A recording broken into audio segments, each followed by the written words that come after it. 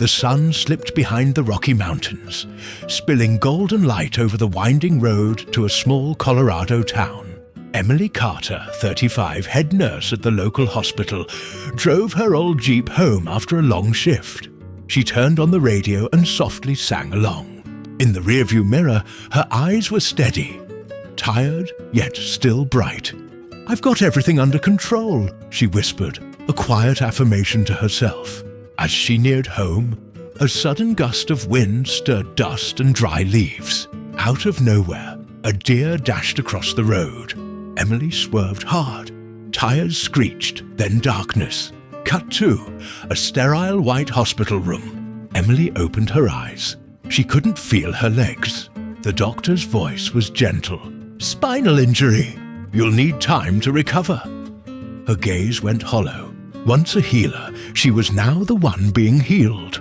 The scene ended with the rhythmic beeping of a heart monitor. Steady but cold. Emily lay in her bed at home, staring out the window where sunlight filtered through the curtains. Outside, her brother Mark's laughter mixed with her father's faint cough. Life went on without her. Her hand clenched the blanket. "Why did life take everything from me?" she whispered as tears soaked her pillow. Everything she once owned, freedom, strength, faith, had vanished.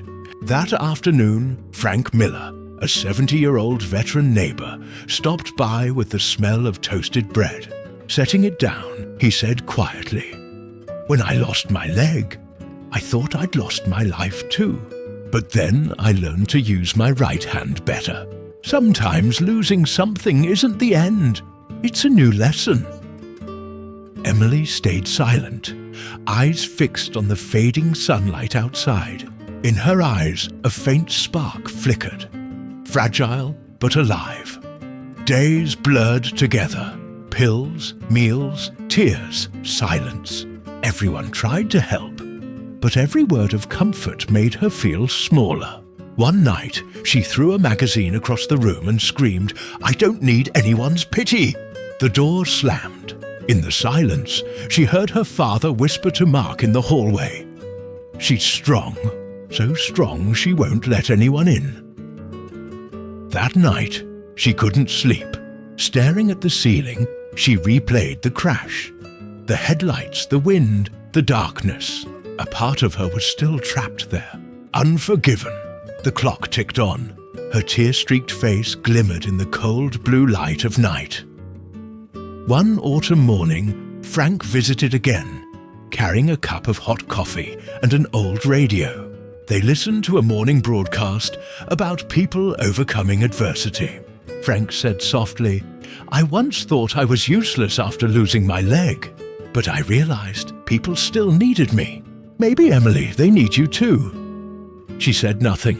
He walked to the porch and gazed at the misty mountains. "You know why I love mountains? Because even when wind and rain carve them down, they still stand. They change shape, but never lose their essence." That night, Emily opened a blank notebook. On the first page, with trembling hands, she wrote, "If I can't run, I'll learn to stand." Therapy began. Every movement was pain. Emily gritted her teeth, drenched in sweat, tears blending with gasps of effort. Her therapist, a young nurse named Sarah, murmured, "No one expects perfection. We just want you not to give up." In the days that followed, Emily began writing small victories. "Today, I sat up on my own. Frank brought me apple bread. Mark cleaned the backyard." Each note became a dose of healing. Through pain, she found light, patience, kindness, faith. One evening, as sunlight slanted through the window, Emily stood for a few seconds without the walker. She wept, not from pain, but from knowing she was still alive. A winter morning. Snow blanketed the porch. Emily stepped outside without her walker. Her legs trembled but held. Frank waited with a grin. "Told you. You only understand the value of legs when you feel the ground beneath you again." Emily smiled through tears. She breathed in the cold air, heard her heart beating strong. Her legs were weak, but her spirit had never been stronger. That night, she looked out toward the town lights, wind brushing her face. The last of her fear drifted away. In her journal, she wrote the final line. "Once my wings were broken. Now I know how to fly again. Slower, deeper."